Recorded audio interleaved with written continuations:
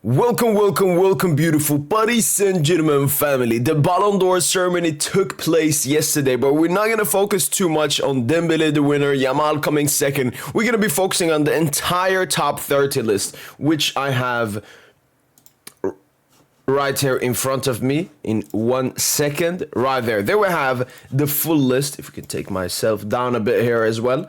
We have the full list of the Ballon d'Or right here. And on the next slide, we have my ranking and the prediction I made. So in my ranking, I put, what I would have ranked if I could vote in the Ballon d'Or. And this was my prediction, what I think people would vote. So we take a look at every single player, moving down from 30th spot to first spot, see where I would have put them and my prediction, and if I was correct.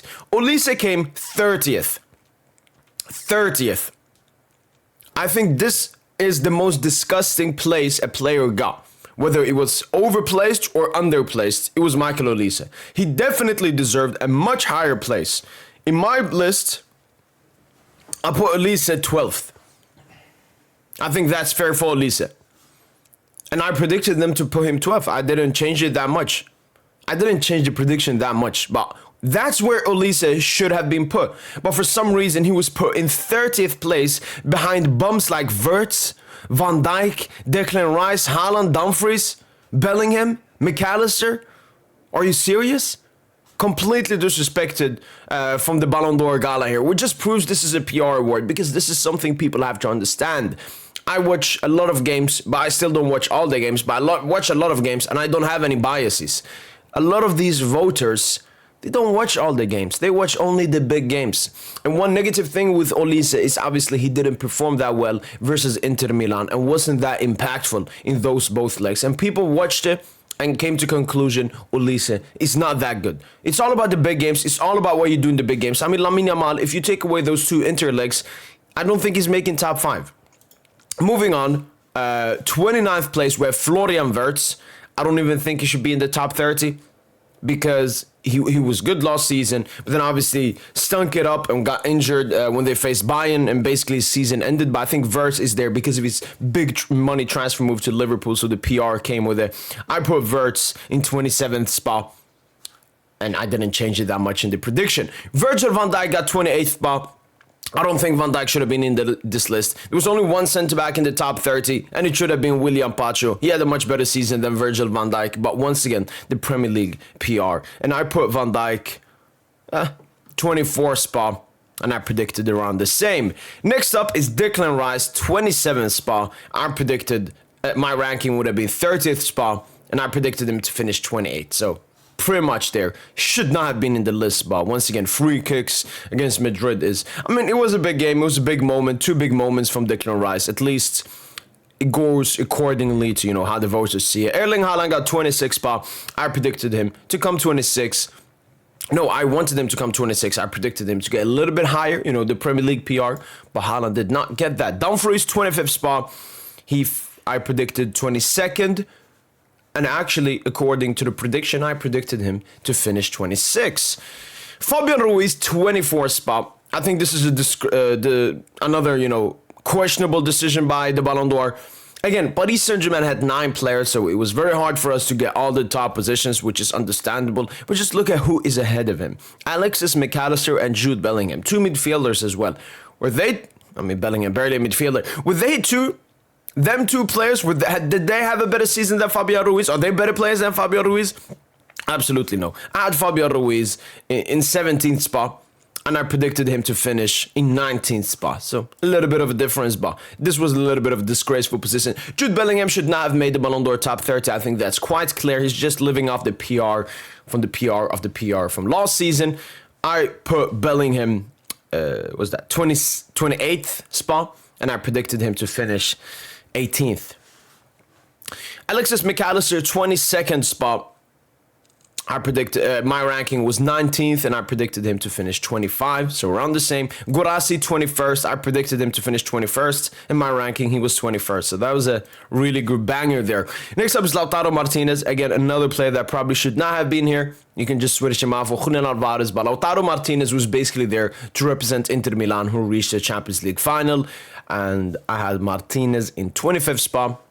Predicted him 24th, around the same. João Neves got 19th spot. Again, I think João Neves should have been higher. But once again, as I said, with the PSG players, we just had too many. We couldn't get all the votes. You know, the people that were voting for PSG bias or something, they voted for Dembele, the Vitinhas, the Hakimis, and so on. And I said João Neves deserved a 13th spot, but I predicted him to come 16th. So around the same. Scott McTominay, 18th spot. 19th in my ranking, and I thought he would get, wow, prediction, I had him much lower. McTominay actually got a lot of points. Robert Lewandowski, 17th, and this is one I want to discuss because I've seen a lot of Barca fans, you know, talk about it and so on. Lewandowski was, I think, one of the best strikers last season, but the big thing for Lewandowski is he missed those two Inter legs as he came on towards the end versus Inter in the second leg. But once again, the voters that were watching those semifinals, they were like, yeah, Lewandowski was injured, unfortunately. And that's unfortunate when it comes to these stuff. I had Lewandowski in 16th spot, and I predicted him to finish 17th. So really great there. I don't understand why Barca fans were, you know, so mad about it. It was a bit understandable. Vinicius Junior 16th, another player I don't think should have been on the list. It would have been great if he got 20th spot. I predicted Vinicius to come 19th. And I would have put him 29th. Like, again, they're just living off the PR from last season. Next up, we're going into top 15. Victor Gyökeres, 15th spot. And he actually, where did I put him? I would have put him in 23rd spot. And I predicted him to come last. So Gyökeres actually came high up than expected. Desiridou in 14th spot. I had Desiridou in my top 10. But as you can see, very dominated by Paris Saint-Germain players in my top 10. And I think my prediction was Desiridou would at least get into the top 10 in 9th spot. But he got a bit lower. Once again, we have so many PSG players, I guess. Next up is Harry Kane, 13th spot. I had him in my top 10 and I predicted him to be in the top 10, but he did not make it. Next up is Khvicha Kvaratskhelia, finished 12th spot. I had him in my top 10 and I predicted him to finish 15th. So I guess a little bit happy with this position. Pedri came 11th. I had him exactly 11th in my ranking, predicted him to come 11th. And once again, I don't understand why Barca fans were crying about it. I do think maybe Pedri could have made the top 10 when you look at the players that made the top 10, not the players that I put in my top 10. But again, Rafinha, Yamal were always going to be higher above him. And Pedri, once again, a bit lackluster in the big games. We don't remember that much from Pedri versus Inter across both legs. And he obviously lost the Nations League final versus Vitinha, for example, who a lot of Barca fans were crying about. Next up is Nuno Mendes, finished 10th spot. I had him 9th, predicted him to finish 13th. So I guess a little bit happy, but he should have been at least in the top 10, man. Higher up. Donnarumma finished 9th spot. I had him in 6th spot here and 8th spot here. Very close for Donnarumma. Cole Palmer, 8th. I would have put him, 17th, 18th in my ranking, and I predicted him to come a little bit higher, but this is way too high for Cole Palmer. This is another questionable decision by the voters of the Ballon d'Or, the Club World Cup final. I mean, he didn't even have like an insane Club World Cup tournament. It was mostly the final where he was insane. But again, the Pirinski. Mbappe finished 7th. I had Mbappe outside of my top 10, but I predicted him to finish 7th. Really strong prediction by myself there. Hakimi finished in 6th spot. I had him in my top 5, and I predicted him to be in the top 5. And he should have been in the top 5. But because of this dude right here, Mohamed Salah, who finished 4th, and as you can see, I put him 15th spot. And I predicted him to finish 5. That's the glaring difference. Because I've seen so many Liverpool fans cry about it. I even wanted to make just one video. Did Salah deserve 4th spot or something? That's how heated I got from the delusional Liverpool fans. He got like 50 plus GA, I think, in the league. Goals and assists in the league. Really good.